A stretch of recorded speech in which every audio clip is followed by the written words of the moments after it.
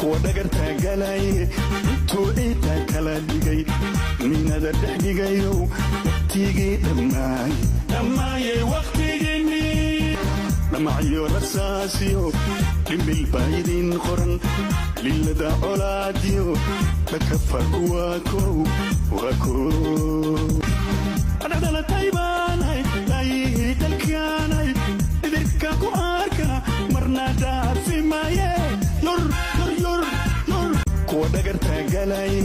intuu ciidda kala dhigay minada dhex dhigayo waqtigii dhammaayay waqtigiinii dhamacyo rasaasiyo dhimbil baydin qoran lilada colaadiyo dhakafar waa kow